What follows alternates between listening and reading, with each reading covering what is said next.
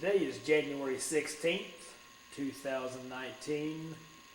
My name is Joe Todd. This is an interview with Sharon, Reese in Bartlesville, Oklahoma.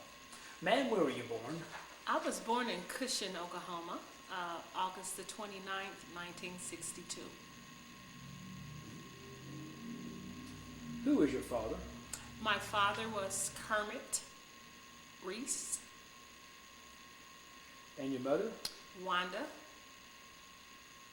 Hayes, Hayes. Hayes, Okay. Reese.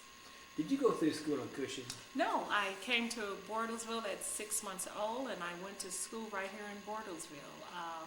My kindergarten year and first grade year was at Douglas High School. And then from there I went to Lincoln Elementary, and then Central Junior High, and right to College High School, graduating in 1980. 1980. Who was your favorite teacher? Oh, I have to say it was Miss Mosley. She was actually our counselor, and she was the first African American, I want to say, counselor that they had at junior high school in the Borsor area. So someone that looked like me, I was really able to feel very comfortable with. So I have to say her. Did you play sports in high school or junior high? I didn't play any sports at the school, but of course Westside Community Center had their softball team. And I played softball for Westside Community Center, Examiner Enterprise, and then went on to play for Hats Angels. And we played sports from probably the 9th grade all the way up until high school. Have a good team? Excellent team, sweet. We were one of the best teams around. Yes, Hats Angels, Westside Community Center, we were a super team. What position did you play? I played third base. Third base? Yes, third base. When you were a young girl, what chores did you do around the house? We had to clean the kitchen after dinner, and we had to vacuum the living room. That was about all we had to do. Okay. Yeah, cooking and cleaning. Describe your house in Bartlesville. For some reason, I lived in a family that moved around a lot of different houses. But what I can remember about being at home, we always had like 3 bedrooms. The boys shared a bedroom, the girls shared a bedroom, and then my mother and father had their bedroom. Okay. So I always shared a room with my siblings, my sisters. What did you do for recreation in high school? Football games. I went to the football games at College High School. My brother was a football star there, Walter Reese, and we went to every game that they had there on Friday night. You climbed the mound. I did. Who didn't? Of course, yes. What did you do up there? Well, when I got up there, I had to get my breath, first of all. So, and just looking around for fossils or rocks. And then, of course, throwing rocks down at the cars. Yes, that never reached the road. Yeah. How about Circle Mountain? I went there too. We would drive up there, of course, and then look back down at the west side from up there. But yes, I also went to Circle Mountain. Sure did. So what did you do after high school? After high school, I graduated in 1980. I then moved to Tulsa for about 2 years. And when I was in Tulsa, I was doing hair, was a beautician, doing hair, kind of odds and ends. And then finally decided to go into the military. So I graduated in 80, and I signed up on a delayed entry program in 83. And you joined which service? U.S. Navy. Navy. Now, why did you join the Navy over the Army, Marines, or Air Force? Believe it or not, I went to each one of them at the recruiting station, and the Army wouldn't take me. The Army wouldn't take me. The Air Force wouldn't take me. And the only choices I had was the Navy and Marines, so I chose the Navy. And when did you join the Navy? I joined the Navy. My first day in boot camp was June the 3rd, 1984. 1984. Where did you go to boot camp? I went to boot camp in Orlando, Florida. Orlando, Florida. How did you travel to Orlando? My first plane flight ever, by plane. What did you think about taking off in that airplane? Well, I was kind of scared. I was scared. I was, and the funny thing is that when I got to my layover in Atlanta, and we got on those trams, I didn't even know to hold on to them, so I ended up falling. When it took off, I ended up falling on folks. I was like, what in the world? So it was a lifetime experience, yes. Tell me about boot camp. Well, in boot camp, I was able to be one of the, what did they call them, section leaders. I was one of the section leaders, so I always had troops that was behind me. Met a lot of friends forever, for life. We ran a couple of miles a day. We marched everywhere we went to, and we got screamed and hollered at a lot. Yes. What type of training did you have? In the military, in boot camp, I did not qualify for an A school or C school, so I went to AT school. And AT school is just some additional training you go to right after boot camp. So I stayed in Florida an additional 4 weeks after boot camp. And then from there, I went to my first duty station, which was Bangor, Washington. And when I got there, they gave me a couple of choices. I was considered a fireman. In the Navy, they had airmen, they had boatsmen, they had firemen, and it just categorized you on what job you would be able to actually eventually qualify for. In boot camp, tell me about your petty officers. Oh boy, they were as mean as they come. They scared us all. They really did. I had 2 female petty officers that was actually my company commanders. That's what we call them, company commanders. One was from New York, and one was actually from Florida. We had one black one and one white one. And then they just whooped us into shape, actually. I mean, I am really grateful for what they done, because that was our first experience to the military. So with them having 80 to 90 kids to work with, I have to just say thank you to them, because there was 90 different personalities, and they put 100% into whipping us into shape, and they did an awful good job of that. What's your most vivid memory of boot camp? Actually running. It was so much stress trying to get whooped into shape, to where when I ran, it just put me in a calmer place. Okay. It was the running and the camaraderie that was built right at the beginning of going into the military. Now, I've talked to people that said they had to wash their uniforms in a bucket and all this. Oh. Did you have to do that? No. Well, see, I went in 84, so at that time they had washing machines. Okay. We actually labeled our clothes. Everybody labeled their clothes with the last initial in their name, and then their social, last 4 of their social, from your socks to your underwear to your pants to your shirts. And we would put all of our clothes in one collective bin, and then someone from the wash would come and get them. We'd push them out, and then they'd come and get them. And then, of course, we'd have to iron them into those specific specifications. When you went to Orlando, had you seen the ocean before? Never. Oh, never. First time you saw the ocean, what did you think? I was in heaven. It was a beautiful thing. It was. I even walked out to the ocean just to where it came to my knees, and then I stooped down there to my knees, and the water came right to my neck.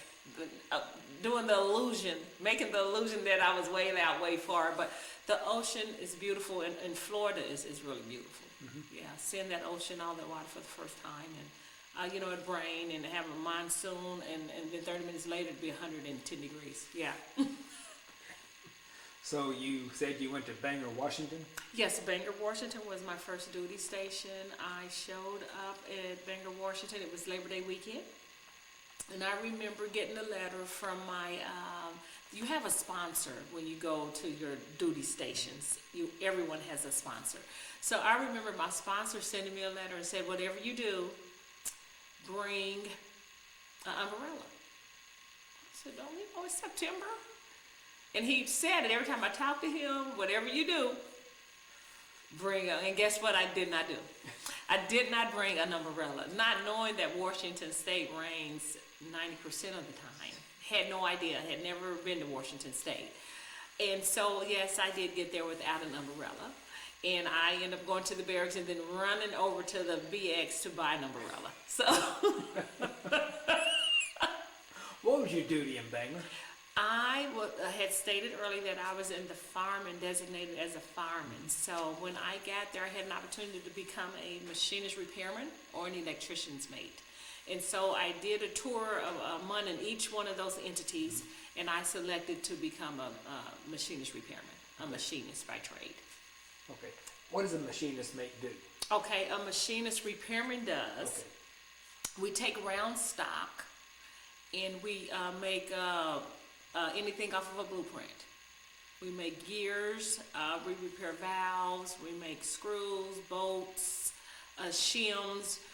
We are really a machinist, is what it really is. But in the military, they call it machinist repairman, and we worked hand in hand with the machinist mates. Okay. Bangor was a sub base, the Trident base. So we actually repaired everything for the Tridents. The Trident submarine? Yes. Yes. Okay. Trident submarines. Okay. And you had to have a top secret clearance to be down there to work at the Delta Pier on the Tridents. Yes. So you had a top secret clearance? Yes. Oh. And that was the first time I got my fingerprints done, and I'm like, oh my God, what's going to come back on that stuff? But absolutely nothing. But yeah, they ran everything through FBI to that clearance because those are such top secret submarines. So yeah, and I carried that NEC to work on submarines my whole career. So I was always stationed at sub bases. Yes. That repaired. What was your average day at Bangor? What'd you do? Well, we worked from 6:30 to 3:30. So we would go take the sub base where we worked at. We lived up topside, probably 20 miles from the submarines. So we'd have to take a bus down to the Delta Pier. The Delta Pier is the pier where the Trident's hooked up to.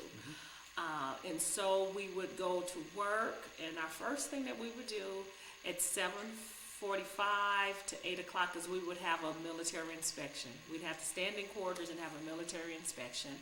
And then after that, we would go to our prospective areas, and our work would already be assigned to us. They would have a valve there, the blueprint there, and then you would go pull the material that was needed to make that part for the submarines. Okay. Now, were you assigned to a unit, or were you part of the cadre, or what? I was assigned to the unit. I was assigned to Trident Refit Facility. I'm sorry, the Trident? Trident Refit Facility. Okay. TRF was the acronym. TRF. Okay. And I was there from 84 to 88. Now, Bangor, how far is that from Seattle? Bangor, Washington is probably 60 miles from Seattle, and you didn't normally drive there, you took a ferry. There's a lot of ferries around Washington State. So you could drive your car to the ferry at Bremerton, Washington, which was 10 miles from Bangor, and you would drive your car up on the ferry. And the ferry would hold anywhere from 100 to 150 cars, and it would drive you over to Seattle, and it would be 45 minutes by water ferry, but you could drive it. It'd be about an hour and a half or more driving. What was the reaction of the local people to you being in the military? Actually, it was pretty good. Actually, it was, because Trident, the Bangor facility, it was so far away from any towns. So we had our own little city right there. We never had to leave Bangor really for anything. So everything at Bangor, when you came into the gates, it was all military. The wives, the husbands, the schools, the barracks, stores. You never had to leave the facility. So it was just one big happy family. Okay. But it was still kind of not inundated with females. I must say that being a machinist, I was the only female in my department. In the machine shop with probably 25, 30 guys. And I was the only black female at the whole Trident Refit facility of about 2,000 people. So I really stuck out like a sore thumb, but they were very welcoming. They were. I was going to ask, what was the reaction of these men thinking, there's a woman here? I know it. Oh, well, we had our issues at first because they were so used. When I came into the military in 84 and went to that duty station, the Navy men were still wearing beards, and they were still doing illegal things, smoking marijuana, and they still had, it was all infiltrated with men. So, of course, they had the Playboy girls on the toolboxes, you know, so it was a something that they had to get accustomed to. I mean, I'm a sailor, make no doubt about it, but it was really hard at first because it had been a man, there was no females in the machine. As a machinist, absolutely none. Absolutely. And it might have been 2 or 3 other white female sailors that was in the over there for welders or hull techs or machinist mates. But over in my area, I was the only one. I was the only black female and only black over there. So it was an adjustment for both of us. Yes. It was. What kind of machines were you working with? Lathes, drill presses, the CNC, what did they call them? The CNC milling machines. And then we had the bandsaws that actually cut our round stock to whatever specific sizes that we would use. So you took the blueprint and you actually made it from the blueprint to the finished product? Correct. Okay. Correct. Okay. Yes. Yes. And what's your most vivid memory of TRF? I want to say the deer was running around. It was just beautiful. It was a beautiful Washington State. Believe it or not, even though it rained, it wasn't a hard mist. It wasn't hard rain. It was like a mist, and everything is so green. And then the deer was running around. Just beautiful, beautiful, beautiful. And everybody was welcoming and willing to train me.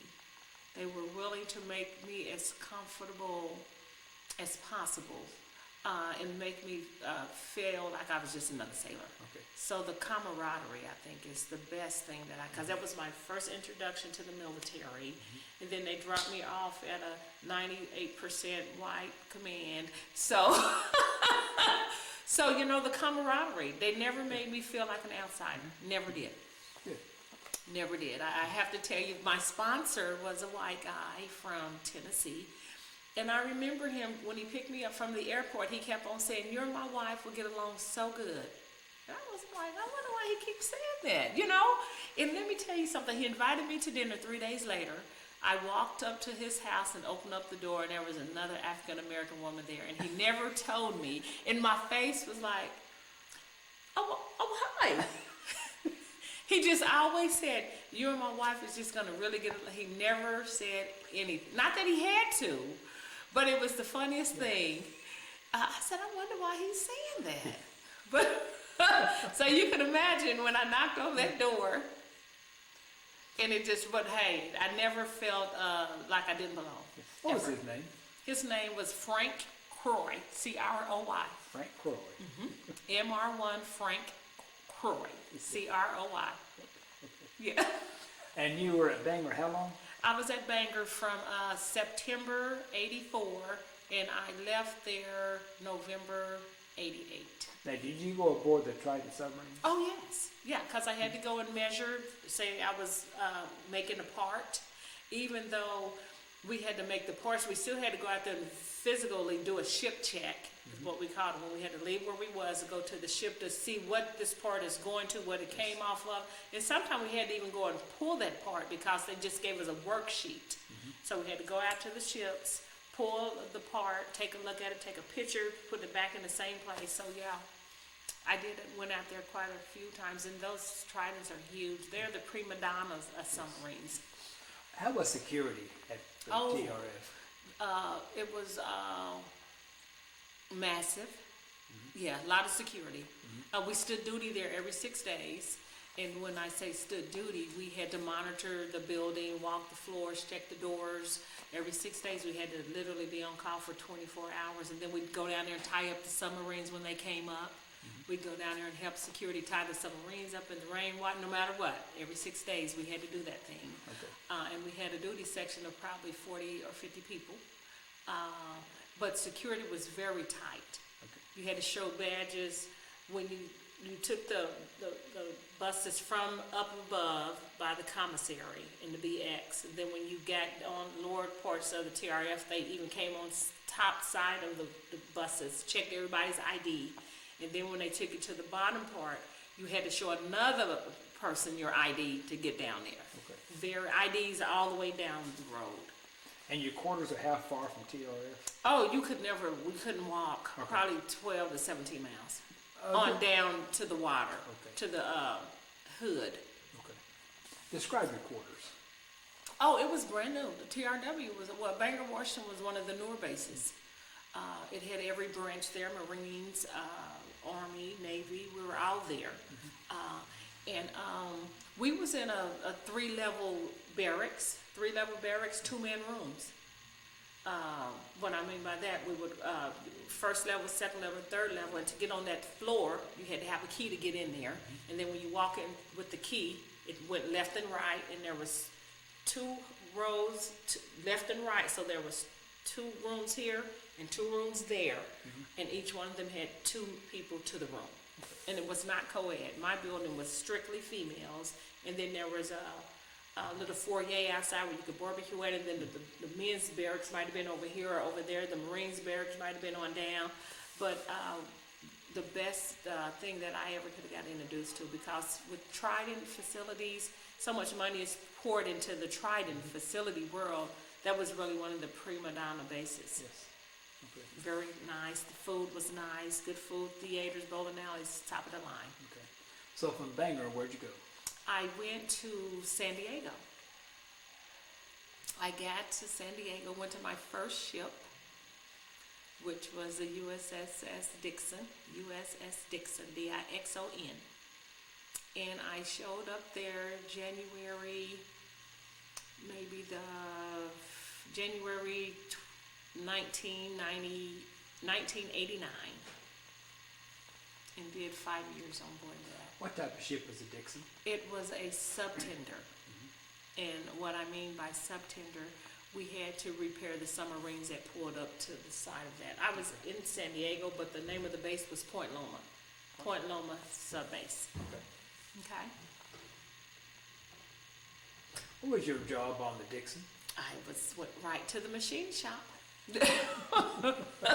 I went right to the machine shop and worked as a machinist. I was there maybe for a good, probably a month.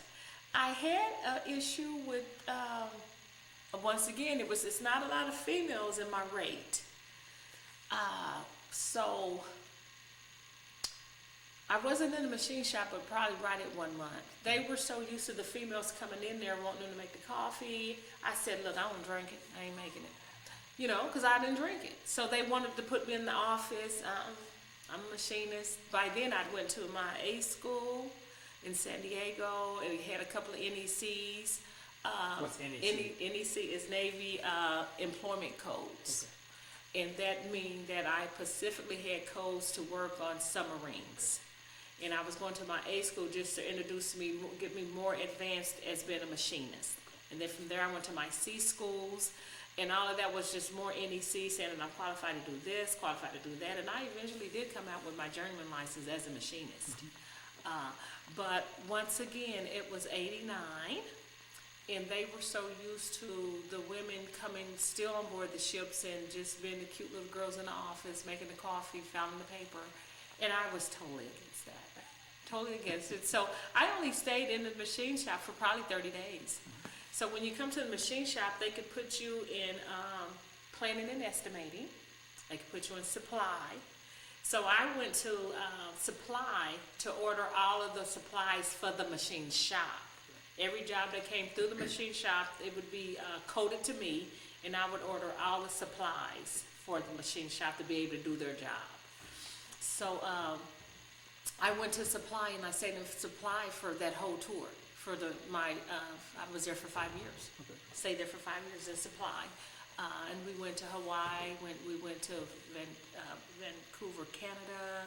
We went to Aruba. We went to Liberty ports, several Liberty ports, but never overseas. Those kind of ships didn't do Westpacks or anything like that.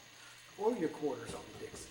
Oh boy, I was in the repair quarters. Because I was a machinist, so we was considered being under the repair. We had supply, we had engineering, so I was always under repair. In a repair berthing, that they call it, we had stacks of 3-layer bunks that was the size of this cushion right here, and they were 3 high, and you lifted up the bunk, and your storage was under the bunk. And it was probably 6 inches deep. So when I first went to the ship, no one ever said, Sharon, don't bring everything you own. So I had a couple of suitcases, a duffel bag. Oh my God, it was a mess. Trying to cross the quarter deck in heels and stuff, a mess. But I got through it. Because, but we'll go back to this. So that little storage could never accommodate anything that I had. So I had a lot of people stayed out in town, so I had their lockers, their storages and stuff, but it was a mess. It was a mess. Now, did the Dixon have divisions? They did. What division were you a member? I was in R2, R2. Repair 2. Okay.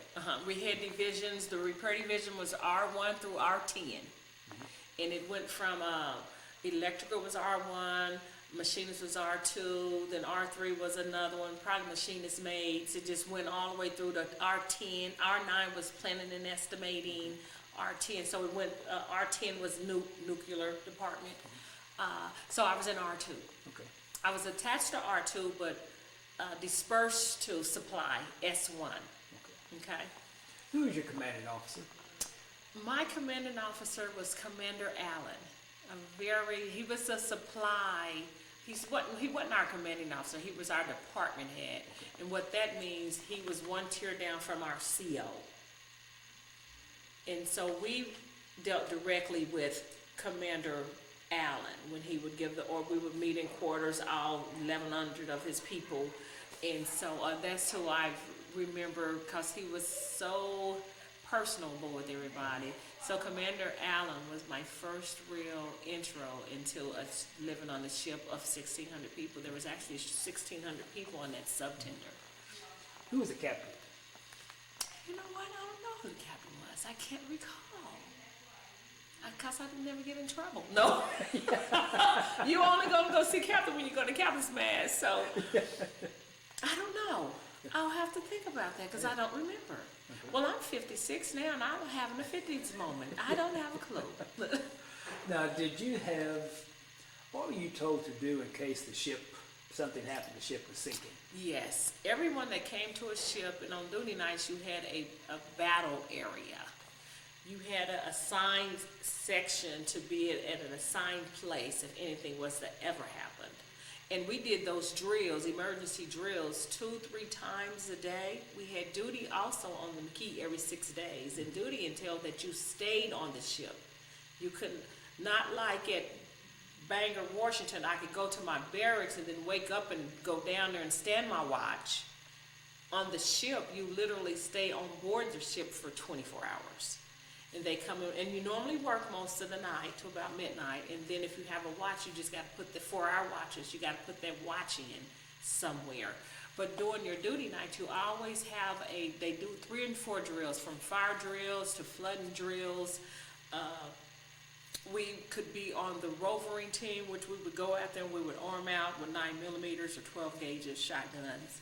So everyone had an assigned post. And then on a duty night, it would be anywhere from, 100 to 150 people, maybe 2 on that ship. So when they had those emergency drills, they would make sure that each one of those 200 people that's supposed to be on that ship is in their Pacific area. We had a watch area, a containment area that you was assigned to, and that carried me. I was assigned to that area for the 5 years. It never changed. Now, was this your general quarters? It was. Okay. Yeah, the general quarters area. And we were assigned to that through our whole tour. It never changes, not unless you move up in like a farm marshal position or something like that. And I never moved up to any of those positions. And I didn't never want to be on the fire team. Because as a younger, I got my leg burnt really bad, so I had like a phobia of fire. But I was part of the rovering with the 12 gauges and the 9mm.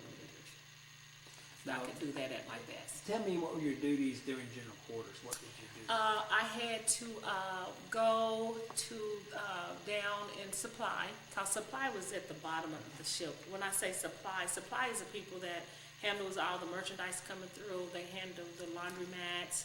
They handle all the little stores that's on. So I was down in my area where I worked at. It was like a secured area, so we would lock the doors down and everything, and we would be in those areas just looking out one of the portholes that we was assigned to ensure that water wasn't coming through, that we noticed something, smoke or whatever. So that's what I did for general quarters. And everybody on the ship wasn't assigned to a emergency entity, but if you wasn't, you would be down in your workspace, and that would become your general quarters area. So some people did literally stay down in their workspaces. Where were you in Iraq invaded Kuwait? I was in San Diego. In San Diego, and I was on board of the, was I on the McKee? Let me think. I was on board the Dixon. I was still on the Dixon, because my husband, Army, was over at the war zone. He was Army. My sister's Army, she was there. My brother-in-law, Army, they were all there together. Yeah. When you heard, I was totally stressed out. when you heard Saddam had invaded Kuwait, what did you think? I just started crying because I had so much family that I knew was going to have to go. Army. I only said, well, thank you, Lord, because they didn't want to take me back then in '83. I was really worried for my family because I knew that they would be over there in it. Okay. I knew my husband was Army. He was infantry. And where was he based? He was out of Fort Campbell, Kentucky. Okay. He was one of those that was really going. Yes. What's his name? His name is Dwight Jenkins. Okay. Mm-hmm. I knew that he was really going there. And then my brother-in-law drove the tanks. So I knew that he was really going, B.T. Sutton. Mm-hmm. And then my sister-in-law was administrative.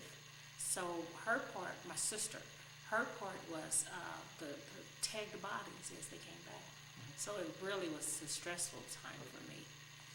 Now, what do you think whenever George Bush was getting the coalition together and all this, that if Saddam did leave Kuwait, we're going to war? I knew it was necessary. And I just pray, because I don't want anyone, family, to have to go through any of that.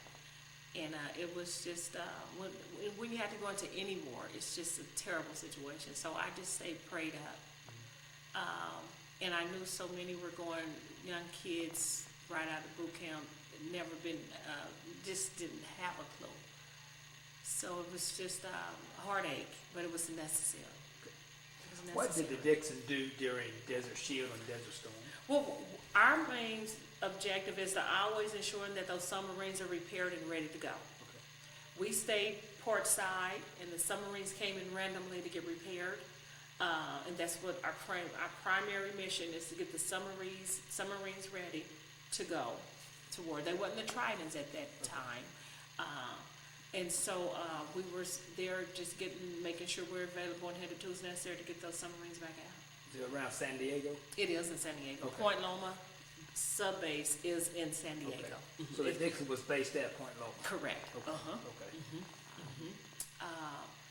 And at that time, and still now, with so much Navy in San Diego, to where I did my last 15 years in San Diego, never had to leave there, because there's 10 or 11 Navy bases there. So once I got in San Diego, I literally did my last 15 years there in San Diego. Okay.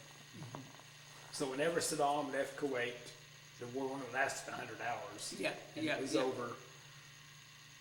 Were you relaxed? Were you what? I was relaxed. but I was still worried about my family. Yes. Yeah, yeah. And it was I think everybody was just glad that it was over, you know. So, yeah, but I was relaxed. I was making them phone calls, trying to find my husband, my sister, what y'all doing, where y'all at, you know, and wasn't really content until I actually seen them, you know. So from the Dixon, where did you go?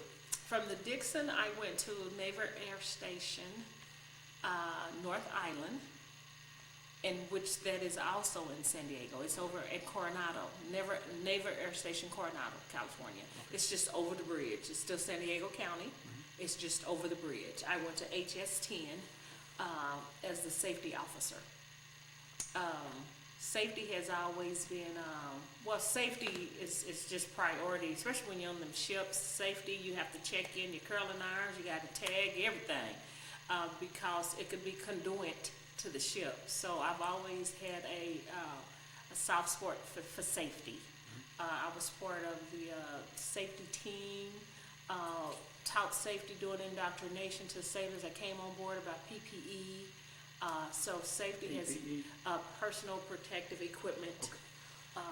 So I always had a close thing about safety. Safety first. Safety first. So went to North Island, HS10 as a safety officer, and I was there for probably, because our rotation was 5 years shore duty for a machinist, 5 years sea duty, 2 years shore duty. So I went to shore for 2 years at HS10. Okay. Helicopter squadron, and worked with those airdares that had not ever been on the ship. It was a new thing for me. I had no idea that they just never went on the ship, and had never. That was my first introduction to the aviation side of the Navy. What kind of helicopters did you have? Oh, they were the ones that they make right over at Tinker. So they were the Was it with Hueys or Apaches or Apaches. Okay. They were Apaches. They were Okay. Apaches. And we rode, the aviation rode them, and then they would go from there to the carriers. That was at North Island was Naval Air Station. Coronado is a carrier base where the Nimitz was at, the Stennis. It's the big boy base. And those squadrons was always attached there because they did have to go out sometime on the carriers. Okay. And you at North Island how long? 2 years. 2 years. What's your most vivid memory of North Island? Getting introduced to the Navy, the aviation world, because I never had even worked around them. And even their rates and their jobs titles are different. All they're stored with A something, A this and A that, you know. And they even had AMs, aviation machinist, you know. And then they all wore the jumpers, the green jumpsuits. So I didn't really know who was the pilots, who wasn't the pilots. That's just what everybody wore. Yeah. Just being introduced to their world, and they were really sticklers about safety. They did a FOD walk down, a foreign object walk down every day to make sure wasn't a rock out there or screw out there, because they are really sticklers. Any type of screwdriver they're working on has a little tassel to it that's on your wrist and stuff, and then you turn that whole thing back to the tool room. Really, safety there was really heightened over there, which is a good thing. So from North Island, where'd you go? I went back to the sub base. I went to the USS McKee. USS McKee. AS-42. And the Dixon was AS-37. Okay. I went back to the McKee, but this time I did not go to the machine shop. I went to planning and estimating, and as a planner for the machine shop. They used to call me a troublemaker, which that's not what I was. So these guys that I had ran into in A school and C school and on the Dixon, they were all at the McKee, because it's a small community, the machinists. And they said, "Oh, you guys don't want Sharon here. She just go tell and tell and tell." But here's the thing, I wasn't telling. I was just letting them know that I did not want to be in there making coffee, you know, and I got as many NECs and qualifications as you guys got, and I'm not going to be in there doing that. That's not, and if you don't want me to use me here, send me somewhere else. So that's what they done. They sent me to planning and estimating, which was a very good place to be, because we planned all the jobs for the machines. I was the planner for the machine job. Every job that they got, I had to write out the work orders. You get 2 hours on this, 4 hours on that, 5 hours on this, and I had to go do the ship checks, come back and write out the orders, order all the ports, then submit that job to them to work. I loved it. What's a ship check? Ship check is where you go to the ship with your job order number, and they've said we have a valve on down on the 8th deck, and so you're going out there trying to find this item. You got your camera, you got your toolbox, you got whatever's necessary to get all the details about that job so you can come back to the office and write it up so that next person can understand what they're doing. Because that next person won't be going out there. They're going to be looking just at what you gave them. Okay. Now the Dixon was AS-34. What was the McKee? 42. AS-42. And the Dixon was 37, AS 37. 37. Uh-huh. Okay. Okay. And so at that point in time, I think I might have been, let me see, so that was 89 to, I think I'm in the 90s, 94-ish now, maybe 96. About 96, I'm back at the sub base, at the sub tender. Now, what kind of ship was the McKee? It was also a sub tender. Also a sub tender. Sub tender. Okay. Because of that NEC I carried from Trident, it always stuck me at a sub base. Okay. Because they just want to keep you in the same field that you're familiar with. And they don't want to have to do all that training over and over and over again. So the one thing that the Navy do is they try to keep you in the area and not have you going all around, for they won't even have to spend a lot of money. That's why I was able to do those 15 years right there in San Diego. So the Dixon McKee, are they pretty similar? Very similar. The same type of ship. Okay. Subtender, same type. The McKee was just a little younger, 5 years younger, but the same type, about 1,600 people, and we're strictly there to repair submarines. Okay. And you were on the McKee how long? I was on the McKee until they decommed her. So I must have been on the McKee from 96 until probably 99. Okay. And they decommed her and took her to Pittsburgh, somewhere in Philly, and decommed her there at the graveyard of ships. So that's where she went. And I didn't go with the ship when they did that decom. They did a Panama Canal, and then they brought her back around for the last time. And actually, even the McKee actually got called out during the war to be activated to go to do a Westpac. And at that time, when I re-enlisted about 2 years prior, it was some things that they had to accommodate in my re-enlistment package. So I ended up going to my sea school for the whole time that the ship was going on the Westpac. Went to my sea school at that point in time. So from the McKee, where'd you go? I went to 32nd Street, and that is the biggest naval base in San Diego. Okay. And I did my last tour there. And I went to planning also there, went right to planning. Okay. Well, I went to the machine shop maybe for 45 days, and them same group of and my friends, them same group of people, y'all don't want Sharon. And here's the thing, it wasn't about me. It's just that I never experienced prejudice until I went into the military. And it wasn't with whites or blacks, it was with the Filipinos. And they just had a problem with me. They wanted to talk in their language, and I didn't understand it. And so therefore I felt like they didn't need to talk it. I don't understand what you're saying. And I need to back up a little bit, because my rate was inundated with Filipinos. There was a few blacks, 1 or 2 black women, few whites, but it was 90% Filipino. And so they were used to just talking to themselves in Tagalog. And that's fine. But if I'm there trying to learn and you're trying to turn me over a job, you can't turn the job over to me in Tagalog. So that's the point that I kept.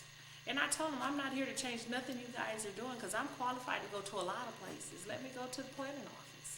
And they thought, well, you got the NEC for this, the NEC for that, you'd have been to school, da, da, da. And I said, okay. And so finally, it just all came to a head one day. And they said, well, what you been doing for 45 days? I said, just been trying to get the hell out the machine shop. That's what I put on my evaluation. They ask you for input. Been trying to get the hell out this shop for 45 days. Hell, I was gone 5 minutes. I said, is that all I had to say? And I was. In 5 minutes, I was gone. Where'd you go? I went to planning and estimating. Okay. To the planning office to plan for the machine shop, of course. Okay. Because I had some issues that went along, but it was never me and whites or blacks. It was always me and the Filipino guys. I wanted talking to Gala. Our A school and C schools are so tedious and hard, where we was trying to learn trig to make those gears. You got to know trig to do the gears and the cosines and all that. And while we're in the classroom, it's 1 black girl, myself, 1 white guy, myself, and about 6 Filipinos. That was as big as our C school classes was. And so the instructors come and they're talking in Tagalog. And I'm like, well, and I assumed, this is what I assumed that he was giving him the answers, giving them the answers. Why aren't you talking in English? So I wouldn't tell the captain. I wouldn't tell the female CO. I did. And so they came back the next day and they said, well, we were told that we couldn't talk Tagalog anymore. Someone wouldn't told, and I just raised my hand. It wasn't somebody, hell, there's only 2 people in here, so why you got a black girl? So I just, I told, because this is what I felt like had happened. And from that day on, they never wanted to deal with me. They felt like I was going to go tell on them. Well, what do you want me to do? You know what I'm saying? And so from that day on, and that must have been 94, and after 94, I got to do whatever I wanted to do in the military because they was like, just Sharon, what do you want? And I just wanted to work, and then they said, when I went to 32nd Street, they said, well, we don't want what went on at A school and C school to happen in our shop. It was that same group of people. So what do you want to do? And I said, well, I want to go to planning. You asked me what I want to do. Well, no, because we're going to make it all right here. We're not going to have that stuff that went on at A school and C school. We're going to make it right this time. And I said, well, okay, but I don't want to be here. You know what I'm saying? And they was like, you got the A schools, the NEC, the C school, NEC. I had a ton of NECs. But I wasn't trying to get out of the work. I wanted to go and work where I know that I could be an asset to. Because in here, you guys can't talk to Gala, because I ain't going to let you. So how y'all going to communicate every day? So it just was not it was not going to work. So at 8:05, they would start talking to God. I would grab my purse and I'd go home. Don't stop nothing you're doing, because this works for you guys. I'm just going to go home. I did that for about 15 days straight. Because here's the thing. The CR already said you can't talk. And now y'all want me to go turn in the whole shop, and I don't want to do that. So what I'm going to do is just go home. And so 45 days, they input. I said, been trying to get the hell out of here. Literally 45 days, and I was gone after 47 back. And then when we went to go see my commander, he looked at my sheet and said, well, Sharon, you went to A school, C school. I don't know if I want to let you go. He was Filipino. And the senior chief that walked me up there was Filipino, and he said, sir, I've already handled it. Because I was finna tell him everything, this. And he said, sir, we're going to let her go. She's still going to be working with us, but we're going to put her in planning. Well, no, she has to. And he said, Sharon, can you step out for a minute? I said, okay. And I came back in, and he said, okay, you'll be leaving tomorrow. I don't know what he told that man, but I was out of there, So, but I've had a wonderful Navy career. No, and that was just little stuff. That was just personality conflict. Because they taught me a lot, and they really tried to bend over backwards and make sure that I was comfortable, and vice versa. So just the personality conflicts, because they were so used to talking in their language. It could have been Spanish or whatever. Yes. You know what I'm saying? But they were so comfortable because the whole shop was them. So I can understand why they were talking like that. I can, because that's just how they communicate at home and here, because they just, and so I wasn't uncomfortable. I just could go somewhere else and do my job at 150%, and that's what I done. I was able to do my part and ensure that our jobs got out on those. It was about 60 ships at 32nd Street. It was the biggest base in San Diego. So we had plenty of work working on those billion-dollar ships. Plenty of work. You're in planning how long? For my whole career. My last years, I retired in 2004, so I was in planning from 99 until I retired in 2004. 9/11. That's right. Oh God, I was driving down I-15, going to work, and the interstate was shut down. It was so many people going to the base. San Diego was so expensive that a lot of sailors, Marines, Air Force people, we lived 90 miles into the next county, which was Riverside. So we're all driving to the base, and the interstate just shut down. I heard it on the radio station. I couldn't believe it. And all the cars just stopped in the middle of I-5. We're crying out, talking. Did y'all hear it? It was just, I never got on base that day. And I would leave my house at 5 o'clock in the a.m. to drive 90 miles to my base. I never got on base that day. It was totally shut down. Totally shut down. right in the middle of the interstate, and my sister's birthday is 9/11. So I was right in the middle of I-5 crying. That's right, and I never got on base that day. Security was so tight. I don't think and we just never. I don't think I got on base for several days. They started calling everybody and saying that security is tight. They're checking this, checking that. I think it took me about 2 to 3 days to literally drive on the base. They called us and told us to go back, because we had cellular phones. Go back home and just check in every morning. But right in the middle of I-5, right there in San Diego County. Yeah, terrible. So after 9/11, did Planning do anything about the war on terror? Did you help in the war on terror? Other than stepping up a notch on trying to get those ships that needed to be, they started adjusting. Like I said, it's about 50 ships at 32nd Street. So what they did is they shifted some of the ships around to get their upkeep done quicker, to get them out there, to get those sailors out there, because we had those LPHs that carried Marines over there. So we had to get those. They shifted a lot of the work around to ensure that the ships that needed to be out without in 30 days or 40 days had got moved to the top. So it was just really, and our hours got extended to where we had to work to make sure that make sure it happened. You know, so it was just part of the big picture too.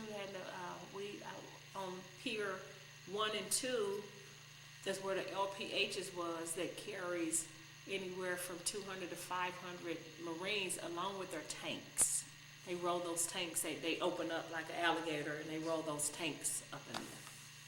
What's your best memory of your Navy career? I want to say my last tour at 32nd Street, because I always avoided it because it was so many sailors over there. But I think actually going and working on all the different kind of classes of ships, and then just learning what the ship's done, who they pack, who they carried, because it was way bigger than just the Navy. So I think that in the camaraderie. What's your worst memory of your Navy career? Getting on a ship and the ship going to sea, because I have a vertigo issue, and I have an equilibrium problem, and I didn't know that until I joined the Navy.